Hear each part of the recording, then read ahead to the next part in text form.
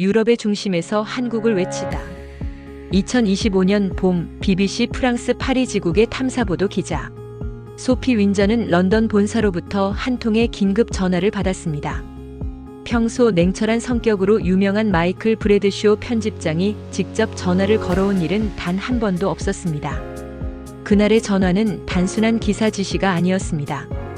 그것은 유럽 관광 산업의 패러다임이 완전히 뒤바뀔 사건의 서막이었습니다. 소피, 유럽 전역에서 관광 산업의 이상한 변화가 감지되고 있어. 공항 시스템, 레스토랑 운영 방식, 심지어 명품 매장의 판매 전략까지 바뀌고 있어. 중심에는 한국인들이 있어. 처음엔 믿기 어려웠습니다. 소피는 20년간 유럽 관광 산업의 흐름을 추적해왔고 유럽 문화의 견고함을 누구보다 잘 알고 있었습니다. 그런데 단지 한 나라의 관광객들로 인해 대륙 전체의 문화가 뒤흔들리고 있다는 사실에 소름이 돋았습니다. 그리고 이 변화의 중심에 선 한국인 관광객들의 이야기. 지금부터 펼쳐질 이 취재기는 단순한 여행이 아닌 전 세계 관광 문화의 근본을 뒤흔드는 서사입니다. 끝까지 시청하신다면 유럽의 공항이 왜 한국어 안내판을 설치하게 되었는지, 미슐랭 셰프가 고추장을 연구하게 된 이유, 그리고 전통 명품 브랜드들이 한국인을 위해 전략을 수정하게 된 모든 과정을 확인하실 수 있습니다. 지금 시작합니다. 앞서 여러분의 구독과 좋아요는 영상 제작에 정말 큰 힘이 됩니다. 의심과 흥분을 안고 그녀는 즉시 첫 번째 취재지인 샤를드골 공항으로 향했습니다. 일부 샤를드골 공항을 정렬시킨 검은 패딩 부대. 파리 샤를드골 공항. 유럽에서 손꼽히는 국제 허브이자 매년 수천만 명의 여행객이 오가는 공간입니다. 그날 아침의 공항은 언제나처럼 분주했지만 CCTV 관제실에 들어선 소피 윈저 기자의 눈에 비친 장면은 무언가 달랐습니다. 보세요, 저줄이요. 15년간 공항 운영을 맡아온 관리자 장 피에르가 가리킨 모니터에는 일정한 간격으로 줄지어 움직이는 한 무리의 사람들이 보였습니다. 흑색 롱패딩, 검은 캐리어, 그리고 빠르게 움직이는 발걸음. 언뜻 보기엔 그냥 단체 관광객처럼 보였지만 그들의 이동에는 흐트러짐이 없었습니다. 혼잡한 공항에서조차 일사불란했습니다. 소피는 이들을 자세히 관찰했습니다. 그들은 검색대를 앞두고 망설이지 않았습니다. 누군가는 이미 투명한 지퍼백에 액체류를 분리해 가방에서 꺼내고 있었고, 다른 이들은 검색대에서 걸리기 쉬운 노트북이나 충전기를 미리 꺼내 준비해두고 있었습니다. 그들은 한국인입니다. 장 피에르는 설명을 덧붙였습니다. 그들은 출발 전부터 이 공항의 구조, 보안 검색대의 위치, 대기시간 정보까지 모두 조사합니다. 그리고 동선 계획을 세우죠. 마치 작전 수행하듯 정확하게 움직입니다. 소피는 믿기지 않는다는 듯 화면을 확대해 다시 확인했습니다. 그들은 일행의 위치를 실시간으로 파악하고 있었습니다. 스마트폰에는 공항 앱이 열려 있었고 화면 속에는 붉은색 그래프로 표시된 검색대 혼잡도 정보가 보였습니다. 이들이 사용하는 앱은 위치 공유 기능이 탑재되어 있어요. 서로의 실시간 위치를 확인하며 가장 적합한 경로로 함께 움직입니다. 그렇게 그들은 10분도 채 되지 않아 보안 검색대를 통과했습니다. 다른 관광객들이 줄에서 멈칫하고 가방을 열며 당황하는 사이 이들은 이미 탑승동으로 향하고 있었습니다. 소피는 물었습니다. 이들이 정말 공항의 운영 방식을 바꿨다는 것이 사실인가요? 장 피에르는 고개를 끄덕이며 문서를 꺼냈습니다. 거기에는 샤를드골 공항이 최근 설치한 새로운 안내판 배치 계획과 한국어 표기 확대 계획이 포함되어 있었습니다. 또한 일부 탑승 게이트가 한국인들이 선호하는 항공사의 이용률을 분석해 이동 동선에 따라 재배치됐다는 보고서도 첨부되어 있었습니다. 이제는 공항 설계 회의에서 한국인들의 이동 방식이 기준이 되고 있어요. 그만큼 그들의 여행 방식은 효율적이고 정확합니다. 소피는 머리가 멍해졌습니다. 그녀는 지금까지 관광객은 현지 시스템에 적응하는 존재라고 생각해왔습니다. 그러나 한국인 관광객들은 정반대였습니다. 그들은 오히려 시스템을 움직이고 있었습니다. 면세 구역으로 이동한 소피는 또 다른 장면과 마주했습니다. 한국인 관광객들은 목표한 매장으로 곧장 이동했고 진열대에서 망설이지 않고 제품을 골라 들고 계산대로 향했습니다. 이들은 이미 온라인에서 면세점 가격 비교를 끝내고 옵니다. 장 피에르는 말했습니다. 우리는 이들의 행동 패턴에 맞춰 매장 동선을 재구성했고 인기 품목을 입구 쪽으로 옮겼어요. 그리고 놀랍게도 이러한 변화는 단지 한두 명의 한국인이 아니라 수천 명의 동일한 행동 패턴을 보이는 관광객 집단에 의해 이루어진 것이었습니다.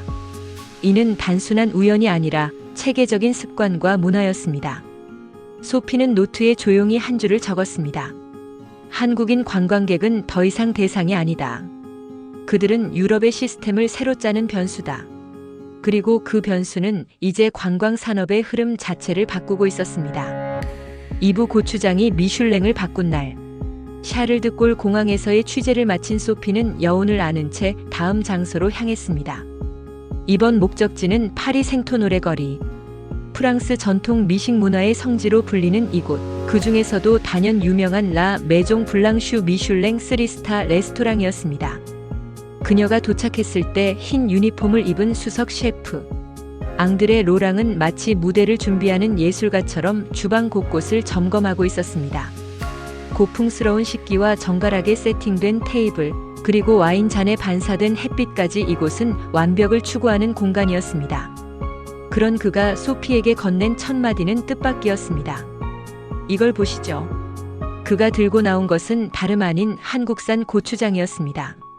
매콤하고 구수한 향이 주방 전체를 감쌌고 그 곁에는 참기름, 쌀식초, 김치, 간장 등 한식 재료들이 나란히 진열되어 있었습니다. 소피가 놀란 눈으로 바라보자 앙드레 셰프는 미소를 지으며 말을 이었습니다. 처음엔 용납할 수 없었습니다. 손님들이 제 요리에 고추장을 더하다니. 이건 제 요리를 모독하는 거라고 생각했죠. 그의 표정에는 당시의 혼란이 생생히 담겨 있었습니다. 프랑스 미슐랭 셰프에게 있어 요리는 절대적 예술이었습니다. 그런데 어느 날부터인가 한국인 손님들이 음식과 함께 자신이 가져온 고추장을 테이블 위에 꺼내기 시작했던 것입니다. 한두 번일 때는 무시하려 했습니다. 그런데 점점 그 수가 늘어나더군요. 어느 순간 전체 예약의 3분의 1이 한국인이었고 그들 중 절반 이상이 직접 가져온 소스를 사용했어요. 소피는 기록을 위해 노트를 펼쳤습니다. 앙드레는 말을 이었습니다. 고추장이 프렌치 요리에 어울릴까? 처음엔 의심했죠. 하지만 놀랍게도 감칠맛과 풍미가 깊어졌어요. 전통 소스와도 의외로 조화가 잘 맞았고요. 그 결과 고추장을 활용한 해산물 크레페라는 퓨전 메뉴가 탄생했습니다. 이 요리는 SNS를 타고 프랑스 전역은 물론 유럽 각국 미식가들의 입소문을 탔고 지금은 이 레스토랑의 대표 메뉴가 되었습니다. 이제는 프랑스 손님들조차 고추장을 요청합니다. 한국인 관광객이 새로운 트렌드를 만들어낸 거예요. 소피는 이 작은 주방이 세계 식문화의 전선을 바꾸고 있다는 사실에 깊은 전율을 느꼈습니다. 그리고 그 덕분에 앙드레는 조심스레 한 켠의 책장을 열었습니다. 그 안에는 한국 요리책, 발효학 관련 논문, 한식 셰프와의 협업 서신들이 빼곡히 꽂혀 있었습니다. 이제 우리 레스토랑에는 한국인 고객을 위한 한정 메뉴도 있습니다. 정통성과 혁신, 그 사이에서 우리는 계속 진화하고 있어요. 소피는 조용히 사진을 찍고 마지막으로 노트에 기록을 남겼습니다. 문화는 흡수되었고 프랑스의 전통은 한국인의 입맛과 손끝으로 재해석되었다. 3부 명품 매장에서 벌어진 소비 혁명. 생토노레 거리의 주방에서 퍼지던 고추장의 향이 아직도 머릿속을 맴도는 가운데 소피는 다음 취재지로 이동하였습니다. 목적지는 세계적인 명품의 거리, 파리 샹젤리제. 루이비통, 샤넬, 에르메스, 구찌. 한 걸음 한 걸음마다 역사가 숨쉬는 이곳에서 그녀는 또 한 번 한국인 관광객의 존재감에 압도당하게 됩니다. 현장을 안내해 줄 사람은 이 거리에서 10년 넘게 일해온 명품 매장 매니저 마르코 페레즈 씨였습니다. 그는 소피를 반기며 곧장 실내로 안내하였습니다. 매장은 고요했지만 그 정적 속엔 긴장감이 서려 있었습니다. 이곳에서 일하면서 수많은 국가의 고객을 만났지만 한국인 고객은 완전히 달랐습니다. 그들은 이 공간에 단순히 물건을 사러 오는 사람이 아닙니다. 이 매장의 작동 방식을 재설계하게 만든 손님들이죠. 그의 말은 과장이 아니었습니다. 매장 안의 한 구석 계산대 옆 진열장에는 다른 고객들보다 유난히 빨리 소진되는 품목들이 배치되어 있었습니다. 그것들은 모두 한국인 고객들이 가장 선호하는 제품군이었습니다. 소피는 조심스럽게 물었습니다. 구체적으로 무엇이 그렇게 다르다는 말씀이신가요? 마르코는 즉시 한 고객의 사례를 보여주었습니다. 한 여성이 매장에 들어오자마자 스마트폰을 꺼내 들고 화면을 훑어보더니 직원에게 몇 가지 제품명을 조용히 말했습니다. 대화는 3분도 걸리지 않았고 그녀는 정확히 원하는 제품을 사서 유유히 매장을 떠났습니다. 그녀는 프랑스 현지에서 가장 저렴한 매장을 미리 파악했고 환급률까지 고려해 이곳을 선택한 것입니다. 환율, 수수료, 세금까지 계산된 구매 전략은 매우 정교합니다. 마르코는 잠시 숨을 고르더니 말을 이었습니다. 우리는 이런 고객이 한두 명일 거라 생각했어요. 그런데 이게 반복되더군요. 3명, 10명, 30명. 마침내 우리는 매장의 구조 자체를 바꿔야 한다는 판단에 이르렀습니다. 매장은 내부적으로 분석 시스템을 도입해 한국인 고객들이 가장 자주 찾는 제품과 브랜드, 시간대, 심지어 매장 내 이동 동선을 기록하기 시작했습니다. 그리고 데이터를 기반으로 인기 품목을 입구 가까이에 배치하고 계산대와 피팅룸의 동선도 재배치하였습니다. 소피는 매장 내부 한쪽에 걸려있는 액자를 발견했습니다. 그곳엔 한국인 고객을 위한 전용 안내, 카드라는 문구와 함께 한국어로 된 브랜드 소개와 환급 정보가 인쇄되어 있었습니다. 그 아래에는 일본어, 중국어도 있었지만 가장 위에 위치한 것은 단연 한국어였습니다. 이젠 한국 고객님들만 오셔도 매출이 움직입니다. 무시할 수 없는 비중이에요. 이러한 변화는 단지 이 매장 하나의 일이 아니었습니다. 마르코는 샹젤리제 일대 대부분의 명품 매장이 한국인을 위해 별도 응대 시스템을 갖추고 있다고 말했습니다. 어떤 곳은 한국어가 가능한 직원을 상주시키고 어떤 곳은 한국 SNS에서 인플루언서와 협업해 이벤트를 기획하기도 했습니다. 이게 바로 한국 효과입니다. 그들은 이 시장을 바꾸고 있어요. 그리고 이제 다른 나라 관광객들도 그들을 따라하기 시작했죠. 실제로 소피는 매장 밖을 나서며 흥미로운 장면을 목격했습니다. 일본인 중년 부부가 스마트폰을 보며 서로 대화하고 있었고 미국인 젊은 남성 2명은 환율 계산기를 돌리며 어떤 매장에 먼저 갈지를 논의하고 있었습니다. 소피는 속으로 생각했습니다. 이건 문화가 퍼진 것이 아니라 전략이 퍼지고 있는 것이다. 마지막으로 마르코는 이런 말을 덧붙였습니다. 예전에는 우리가 기준이었어요. 명품 브랜드의 매장, 파리라는 이름, 우리의 방식이 전부였죠. 그런데 지금은 그들 바로 한국인들이 기준이 되고 있습니다. 그들은 세련됐고 효율적이며 무엇보다 빠르게 움직입니다. 우리는 따라가야 하죠. 소피는 그의 눈빛에서 약간의 두려움과 동시에 존경을 느꼈습니다. 변화는 위기이자 기회. 그리고 그 변화의 물결은 지금 유럽 전체를 향해 거세게 밀려오고 있었습니다. 그녀는 노트에 마지막으로 한 줄을 남겼습니다. 그들은 쇼핑하지 않는다. 그들은 설계한다. 유럽의 소비 패턴마저. 사부 한국인의 여행은 전략이다. 샹젤리제 거리의 화려한 네온이 서서히 꺼져갈 무렵 소피는 파리의 또 다른 명소 에펠탑 근처의 조용한 카페에 자리를 잡았습니다. 이번 취재는 지금까지와는 달리 정제된 공간이 아니라 사람의 얼굴을 가까이 마주하는 자리였습니다. 그녀는 한국인 관광객들과 직접 인터뷰를 진행하기로 했습니다. 도대체 왜 어떻게 이토록 치밀한 여행 방식이 자리 잡게 되었는지 직접 들어야 했습니다. 카페에 도착한 소피를 맞이한 건 세 팀의 인터뷰이들이었습니다. 30대 직장인 부부, 40대 여성 사업가, 그리고 20대 대학생 친구들. 각기 다른 연령대, 다른 배경을 지닌 이들이지만 한 가지 공통점은 분명했습니다. 그들은 모두 한국식 여행을 실천하고 있다는 것이었습니다. 가장 먼저 입을 연 사람은 30대 직장인 부부였습니다. 한국에서 휴가 기간이 짧아요. 평균적으로 일주일 정도인데 그 안에 최대한 많은 걸 보고 먹고 경험해야 하죠. 시간을 허투루 쓸 수 없어요. 그들은 프린트된 여행 일정표를 꺼내 보였습니다. 아침 7시 30분 숙소 출발. 오전 8시 루브르 박물관. 오전 10시 30분 노트르담 성당.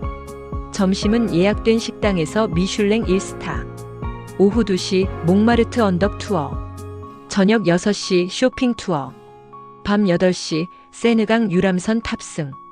일정은 분 단위로 나뉘어 있었고 각 장소별 예상 소요 시간, 교통편, 입장료, QR코드까지 정리되어 있었습니다. 소피는 충격을 받았습니다. 이건 여행이 아니라 마치 군사작전 계획 같았습니다. 하지만 이어진 설명을 들으며 그녀는 고개를 끄덕일 수밖에 없었습니다. 즉흥적인 감성도 좋아하지만 준비된 일정이 있어야 위기에도 대처할 수 있죠. 교통 파업이 있거나 기상이변이 생겨도 대체 루트를 마련해두면 스트레스가 적어요. 다음으로 말을 이은 사람은 40대 여성 사업가였습니다. 그녀는 서울에서 화장품 브랜드를 운영하며 연간 2번 정도 유럽 출장을 겸한 여행을 한다고 했습니다.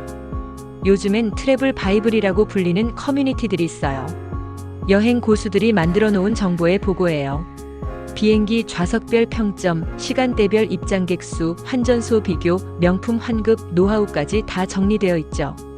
그녀는 카카오톡 단톡방을 열어 보여주었습니다. 파리 2025 봄 시즌 실시간 가격 공유방이라는 이름의 채팅방에는 300명 가까운 사람들이 실시간으로 면세점 가격, 백화점, 재고 상황, 명품 환급률 등을 공유하고 있었습니다. 소피는 감탄을 금치 못했습니다. 정보의 양과 질 그리고 그것을 활용하는 능력까지 모두 체계적이고 협업적이었습니다. 마지막으로 20대 대학생들이 말을 이었습니다. 그들은 여행지에서 브이로그를 촬영하고 SNS에 하루하루를 공유하는 세대였습니다. 우리는 여행을 콘텐츠로 만들어 공유하는 데 익숙해요. 다른 사람이 올려둔 영상과 루트를 바탕으로 우리 루트를 설계하죠. 리뷰 영상이 곧 여행 가이드가 되는 셈이에요.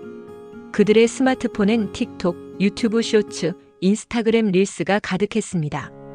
클릭 몇 번이면 누가 언제 어디서 무엇을 했는지, 어느 시간대에 줄이 가장 길었는지까지 확인할 수 있는 시대. 한국 청년들은 그 정보를 창의적으로 재활용하고 있었습니다. 소피는 노트를 덮으며 깊은 숨을 들이켰습니다. 이건 단순한 여행이 아니었습니다. 한국인들은 여행을 데이터화하고 전략화하고 커뮤니티화하고 있었습니다. 그리고 그 과정에서 세계의 관광 문화를 바꾸고 있었습니다. 그녀는 마지막으로 인터뷰 대상자들에게 물었습니다. 그렇게까지 철저하게 여행을 계획하는 이유가 무엇인가요? 모두가 잠시 조용해졌습니다. 그리고 30대 부부가 미소를 지으며 대답했습니다. 삶이 치열하니까요. 한국에서 하루하루를 버티는 게 쉬운 일이 아니에요. 그래서 우리에겐 여행이 도피가 아니라 목표가 돼요. 잘 먹고 잘 자고 제대로 보고 돌아가기 위해 우리는 여행조차 진심을 다하죠. 소피는 그 말에 말없이 고개를 끄덕였습니다. 이 순간 그녀는 확신했습니다. 한국인들의 여행은 단순한 문화가 아니었습니다. 그것은 하나의 철학이었고 지금 유럽을 뒤흔드는 기준이 되어가고 있었습니다. 그들은 단지 세상을 보는 것이 아니라 세상을 바꾸는 방식으로 본다. 에필로그, 새로운 기준이 되다. 파리의 저녁 하늘이 노을로 물들며 세느강 위를 유람선이 천천히 지나갔습니다. 소피는 다시 자신의 자리에 앉아 노트북을 펼쳤습니다. 며칠간 이어진 취재의 기록들이 그녀의 손끝에서 정리되어 하나의 보고서로 엮여가기 시작했습니다. 공항 시스템의 개편, 레스토랑의 메뉴 변화, 명품 매장의 구조 조정, 그리고 여행자 개인의 철학까지. 한국인 관광객들이 유럽에 끼친 영향은 결코 단편적인 것이 아니었습니다. 런던 본사의 편집장 마이클 브래드쇼에게 보낼 최종 보고서를 작성하던 소피는 잠시 멈춰 화면 속 한 문장을 다시 읽었습니다. 그들은 단지 세상을 보는 것이 아니라 세상을 바꾸는 방식으로 본다.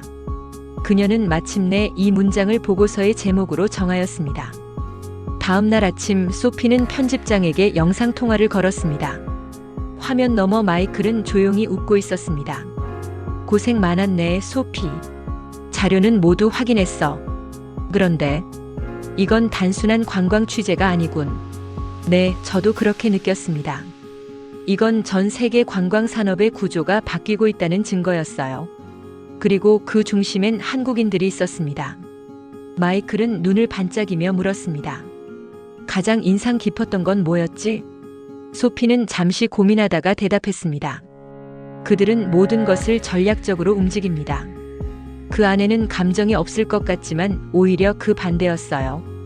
철저한 준비는 그들이 여행에서 더 큰 감동을 받을 수 있게 해주는 장치였습니다. 그들의 여정은 빠르지만 깊었습니다. 편집장은 고개를 끄덕였습니다. 그리고 말했습니다. 좋아. 이 시리즈는 영상으로도 제작하자. 프랑스 방송국과 협력해서 전 세계에 배포하자고. 소피는 미소 지으며 대답했습니다. 그럴 만한 가치가 있는 이야기입니다. 단지 여행을 다룬 것이 아니라 삶을 다룬 이야기였으니까요.